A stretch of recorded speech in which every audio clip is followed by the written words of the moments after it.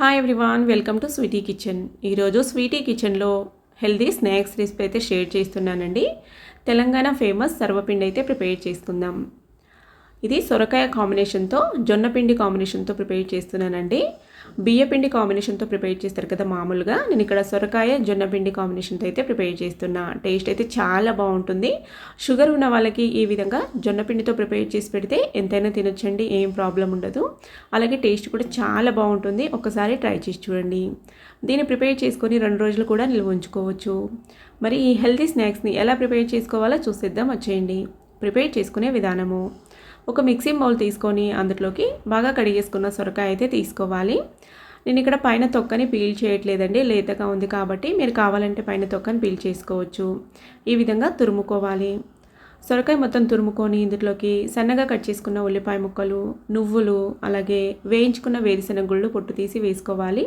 పసుపు, రుచికి సరిపడా సాల్ట్, అలాగే కొద్దిగా రెడ్ చిల్లీ పౌడర్ వేసుకొని పక్కన పెట్టుకోవాలి. ఇప్పుడు పచ్చిమిర్చి పేస్ట్ అయితే ప్రిపేర్ చేసుకుందాం. మిక్సీ జార్లోకి నేను ఇక్కడ బజ్జిమిర్చి తీసుకుంటున్నానండి, ఎక్కువ స్పైసీగా ఉండవనేసి. ఈ విధంగా బజ్జిమిర్చి వేసుకొని ఇందులోకి 1 ఇంచు అల్లం ముక్క వేసుకొని మిక్సీ అయితే పట్టుకొని పేస్ట్ అయితే వేసుకోవాలి. ఇప్పుడు కొద్దిగా జొన్నపిండి వేసుకుంటూ మిక్స్ చేసుకోవాలి. ఈ విధంగా పిండిని మనము ఈ సొరకాయ వాటర్ కంటెంట్కి సరిపడేలాగా కొంచెం వేసుకుంటూ మిక్స్ చేసుకోవాలండి. వాటర్ ఏమి యాడ్ చేసుకోవద్దు అన్నట్టు. చూడండి, ఈ విధంగా చపాతీ పిండిలాగా కలుపుకోవాలి.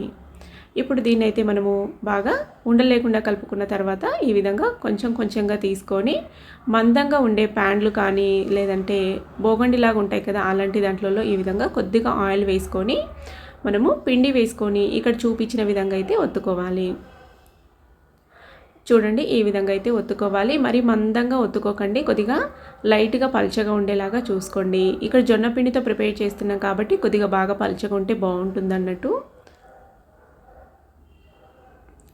చూడండి, ఈ విధంగా మిడిల్లో మళ్ళీ హోల్స్ లాగా చేసుకోవాలి, ఈవెన్గా కాలడానికి, మనకి బయటికి ఆవిరి వచ్చి బాగా కాలడానికి అన్నట్టు.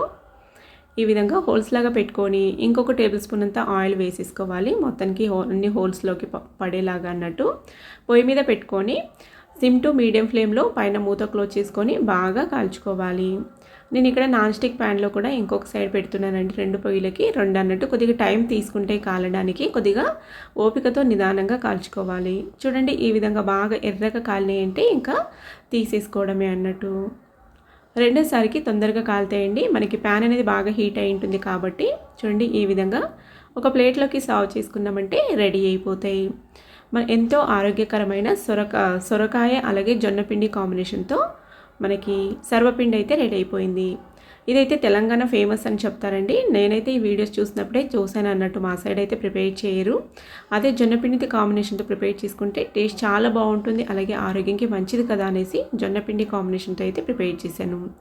ఇంతకీ రెసిపీ నచ్చిందో లేదో షేర్ చేయండి. రెసిపీ నచ్చినట్లయితే లైక్ చేసి మీరు కూడా ప్రిపేర్ చేసుకొని మీ ఫీడ్బ్యాక్ని నాతో షేర్ చేసుకోండి. Thank you for watching. Bye.